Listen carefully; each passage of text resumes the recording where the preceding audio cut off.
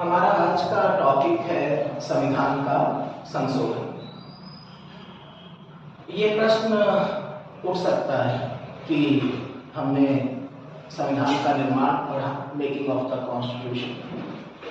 उसके बाद second chapter के तौर पर हमने भारतीय संविधान की जो विशेषताएं हैं, silent feature of the Indian constitution, उसको पढ़ा।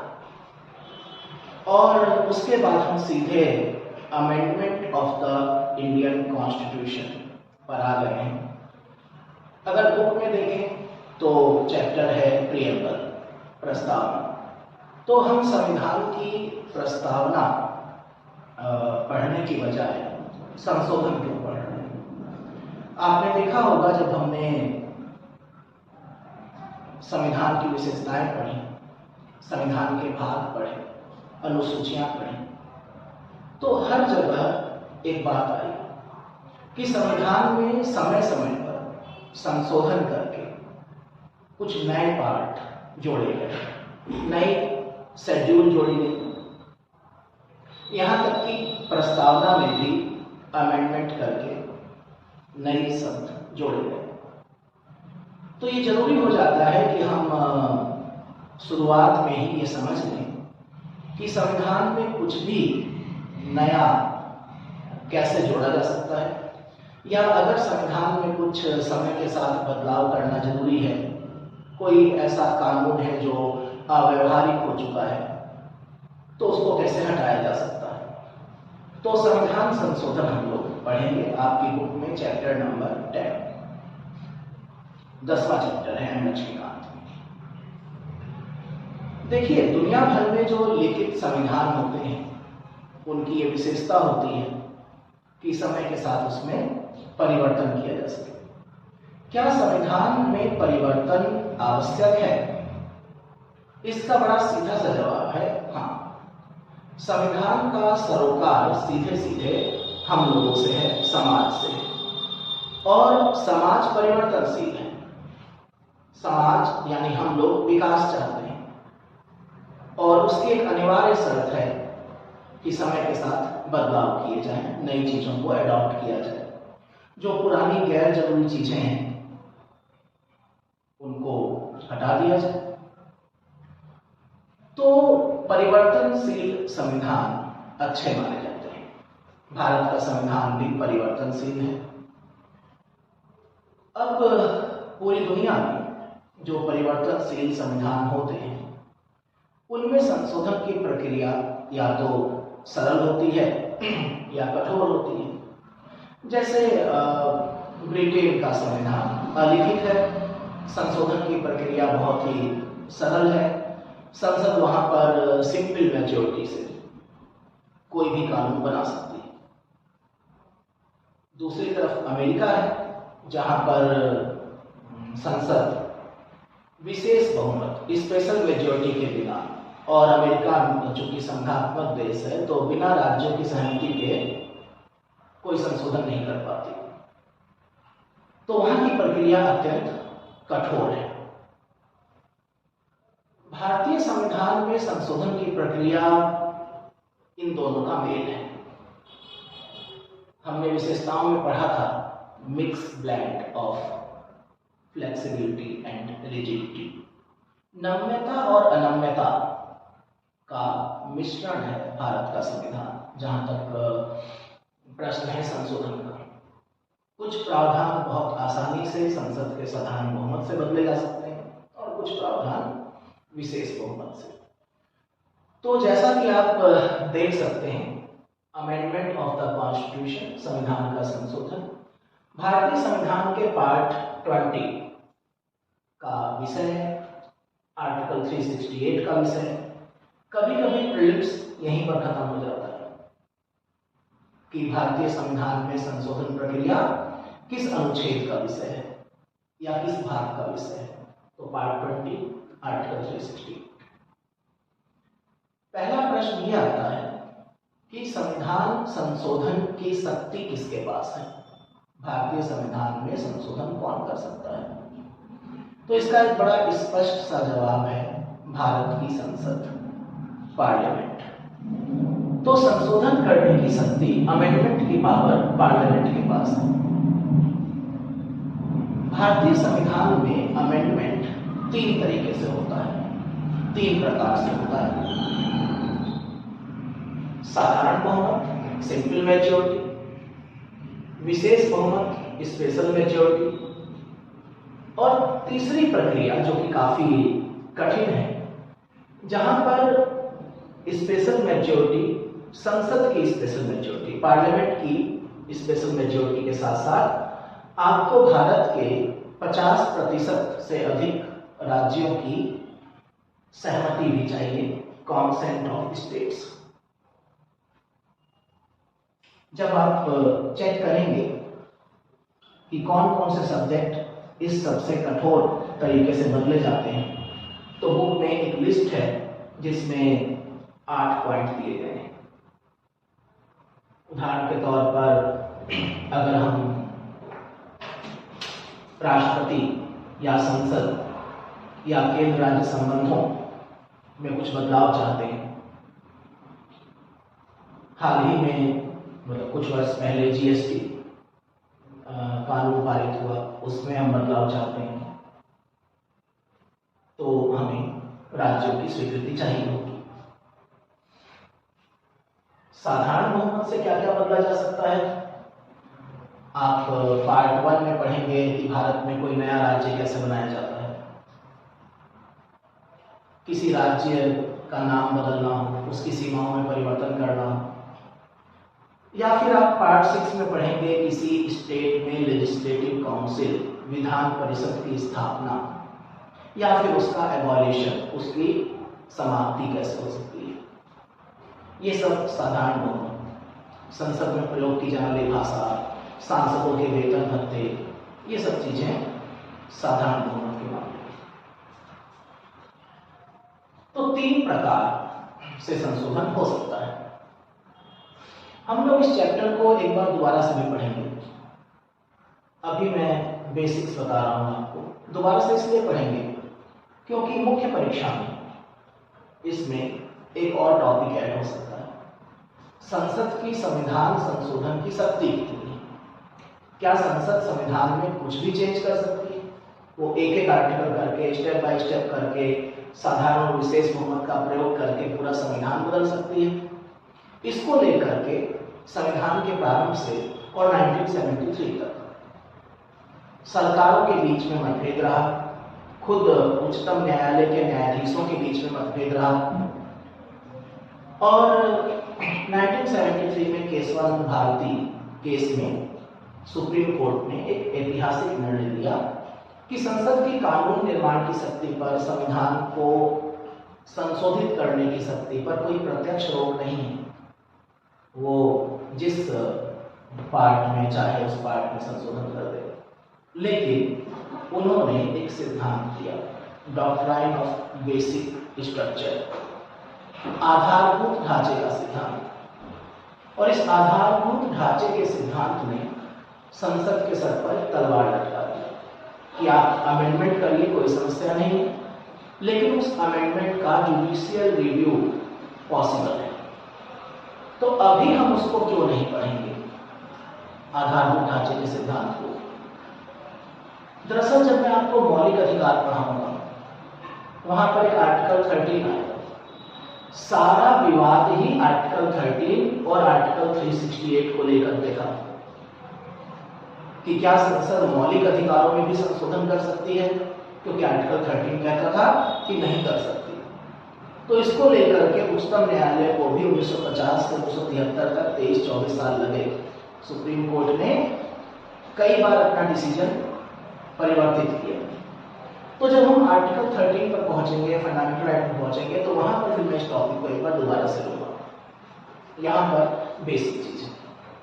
तो संसद संविधान में 3 प्रकार से संशोधन कर सकती है, जिसमें से सेकंड और थर्ड टाइप जो है वो आर्टिकल 368 का सब्जेक्ट है। आर्टिकल 368 2 प्रकार से संविधान संशोधन की बात करता है। संसद के विशेष बहुमत के द्वारा। विशेष बहुमत का मतलब क्या है? कितने लोग समर्थन में होने चाहिए? 2/3 मेजॉरिटी 2/3 बहुमत। सदन में उपस्थित और मतदान करने वाले, प्रेजेंट एंड वोटिंग, का 2/3। लेकिन ये 2/3 बहुमत किसी भी स्थिति में सदन के 50% से कम नहीं होना चाहिए। अगर ये 2/3 बहुमत 50% से कम हुआ तो ये मान्य नहीं है। दूसरा तरीका है कि संसद विशेष बहुमत से, यानी सदन में उपस्थित और मतदान करने वालों का 2/3 बहुमत, उससे एक विधेयक, बिल पास करे और उसके बाद उसको भारत के प्रत्येक राज्य की विधानसभा के पास भेजा जाए। अब भारत में इस समय 28 राज्य हैं, तो सबके पास वो भेज दिया गया। अब वो 28 राज्य अपनी अपनी विधानसभाओं में इस बिल को या विधेयक को पास करें। कुछ पास कर देंगे, कुछ हो सकता है उसको रिजेक्ट कर दें। तो कम से कम 50% से अधिक राज्य अगर उसको अपनी विधानसभा में पास करते हैं तो ही वो बिल पास माना जाएगा। यानी यहां पर संविधान संशोधन में संसद के साथ साथ जो राज्य विधानसभाएं हैं उनकी भी भूमिका महत्वपूर्ण हो जाती है। तो ये तो हुआ 2 प्रकार। ये जो पहला प्रकार है जिसको हमने इधर अलग रखा है, आर्टिकल 368 विशेष बहुमत की बात करता है। जहां पर भी आर्टिकल 368 लागू होगा वहां पर 2/3 बहुमत चाहिए। लेकिन जहां पर भी सिंपल मेजॉरिटी की बात आएगी, संविधान में लिखा होगा कि ये कानून साधारण बहुमत से बनाया जा सकता है, ये कार्य साधारण बहुमत से किया जा सकता है। इसका मतलब वहां पर आर्टिकल 368 लागू नहीं होगा। इसको कहा जाएगा कि ये संशोधन प्रक्रिया 368 के दायरे में नहीं आती है। आप इस चैप्टर को पढ़ेंगे बुक में से, जो डाउट होंगे, कुछ चीजें हो सकता है समझ में ना आ रही हो, तो उसको फिर आप लोग कल पूछ लेंगे। आप लोग ग्रुप में भी मैसेज कर सकते हैं कि ये पॉइंट या ये वर्ड नहीं समझ में आया, मैं कोशिश करूंगा जवाब देने की। प्रोसीजर क्या है? ज्यादा बड़ा चैप्टर नहीं है। प्रोसीजर क्या है संविधान संशोधन करने का? संविधान संशोधन करने के लिए पार्लियामेंट को एक बिल पास करना होगा और उसको कहा जाएगा संविधान संशोधन विधेयक, कॉन्स्टिट्यूशन अमेंडमेंट बिल। बिल यानी विधेयक। संसद में कानून निर्माण के लिए या संविधान संशोधन के लिए जो भी प्रस्ताव रखा जाता है उसको बिल कहते हैं या विधेयक कहते हैं। जब संसद उस बिल या विधेयक को पास कर देती है फिर वो राष्ट्रपति के पास जाता है और जब राष्ट्रपति उसके ऊपर सिग्नेचर कर देते हैं, राष्ट्रपति उसको अपनी सहमति दे देते हैं, तब वो बिल या विधेयक एक्ट या कानून में बदलता है। तो बिल और एक्ट या विधेयक और कानून का ये अंतर है। प्रक्रिया क्या है, प्रोसीजर क्या है? किसी भी कॉन्स्टिट्यूशन अमेंडमेंट बिल को, किसी भी संविधान संशोधन विधेयक को आप लोकसभा या राज्यसभा किसी में भी स्टार्ट कर सकते हो। ऐसा कोई नियम नहीं है कि ये बहुत खास है, राज्यों की सहमति भी चाहिए तो इसको सिर्फ लोकसभा में रखा जाएगा या इसकी शुरुआत राज्यसभा से ही होगी। नहीं, किसी भी तरह का संशोधन विधेयक हो, तीनों ही प्रकार, चाहे साधारण बहुमत हो चाहे विशेष बहुमत हो, प्रक्रिया तीनों के लिए सेम है।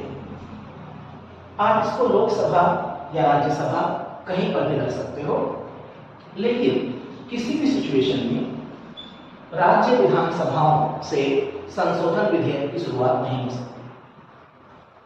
अमेरिका में ऐसा हो सकता है, अमेरिका में राज्य जो है वो प्रस्तावित कर सकते हैं संशोधन। भारत में संभव नहीं है। स्टेट लेजिस्लेटिव असेंबलीज किसी भी कॉन्स्टिट्यूशन अमेंडमेंट बिल की शुरुआत नहीं कर सकती।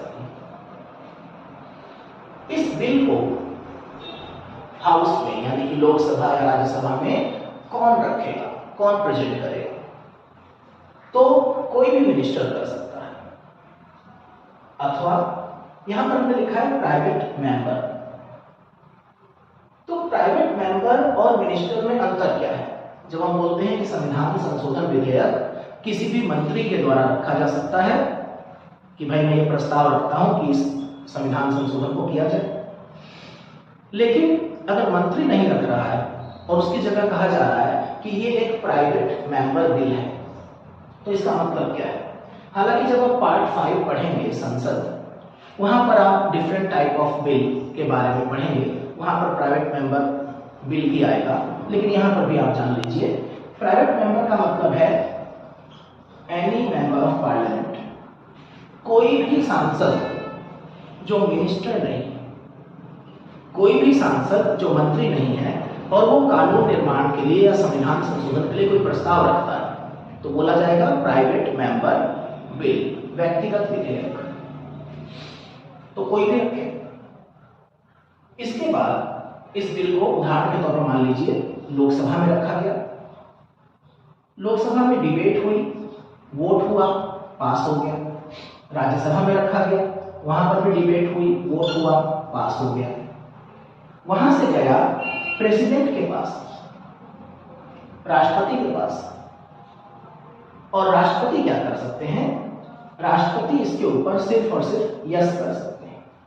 यानी एक कॉन्स्टिट्यूशन अमेंडमेंट बिल के ऊपर राष्ट्रपति के पास नो कहने का अधिकार नहीं है। जो ओरिजिनल कॉन्स्टिट्यूशन था, मूल संविधान, उसमें राष्ट्रपति के पास नो कहने का राइट था। मूल संविधान राष्ट्रपति को अधिकार देता था नो कहने का, चाहे यस चाहे नो। इस नो के अधिकार को राष्ट्रपति से छीन लिया गया 24th कॉन्स्टिट्यूशन अमेंडमेंट एक्ट 1971 के द्वारा। 1971 में 24th अमेंडमेंट से राष्ट्रपति के लिए अनिवार्य बना दिया गया कि वो विधेयक पर अपनी सहमति देगा। This amendment made it obligatory for the president to give his assent to a constitution amendment bill. तो राष्ट्रपति सिर्फ और सिर्फ यस करेंगे आफ्टर 1971। उससे पहले वो हाँ ना कर सकते थे। हालांकि आप पार्ट 5 में पढ़ेंगे राष्ट्रपति के बारे में, तो आपको पता चल जाएगा कि जो राष्ट्रपति की यस और नो है वो भी उनकी अपनी मर्जी नहीं होती, ऐसा वो काउंसिल ऑफ मिनिस्टर्स की एडवाइस से करते हैं। तो ये प्रोसीजर है कि लोकसभा से पास हुआ, राज्यसभा से पास हुआ, फिर प्रेसिडेंट के पास गया, उन्होंने यस कर दिया, बिल जो है एक्ट में कन्वर्ट हो गया, कानून बन गया। लेकिन मान लीजिए लोकसभा और राज्यसभा के बीच में डिस्प्यूट हो जाए, किसी अमेंडमेंट बिल पर वो एग्री ना करें, कुछ इशूज हो, तो लोकसभा ने पास किया बट राज्यसभा ने नहीं किया, तो क्या होगा? तो यहां पर देखिए हमने लिखा है सेपरेटली इन ईच हाउस। किसी भी अमेंडमेंट बिल को दोनों हाउसेज में अलग अलग पास होना चाहिए। आप ज्वाइंट सेशन नहीं चला सकते कि भाई लोकसभा और राज्यसभा में डिस्प्यूट है तो आइए इकट्ठे बैठ जाते हैं, जैसा कि ऑर्डिनरी बिल के बारे में हो जाता है। यहां पर ज्वाइंट सेशन अलाउड नहीं है, नो ज्वाइंट सेशन, कोई संयुक्त बैठक नहीं हो सकती। दरअसल संयुक्त बैठक का मतलब है लोकसभा के ज्यादा मेंबर है, राज्यसभा के कम है, तो राज्यसभा कमजोर पड़ जाएगी। अमेंडमेंट के मामले में राज्यसभा उतनी ही पावरफुल है जितनी की लोकसभा। दोनों हाउसेज, दोनों सदनों की शक्ति अमेंडमेंट के मामले में बराबर है, तो दोनों सदनों से अलग अलग पास होना चाहिए।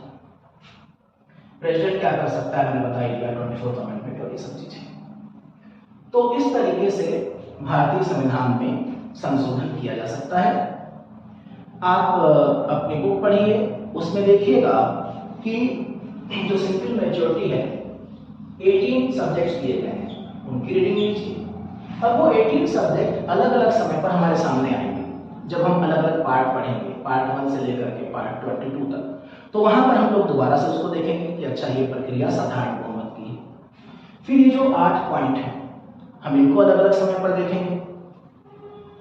इन 8 पॉइंट और इन 18 पॉइंट्स को छोड़ करके बाकी जो भी चीजें हैं जैसे फंडामेंटल राइट, उसमें संसद अपने विशेष बहुमत से अमेंडमेंट कर सकती है, तो उसको याद करने की जरूरत नहीं है। जो भी बचता है वो सब 2/3 का मामला है, सिर्फ पार्लियामेंट का मामला है।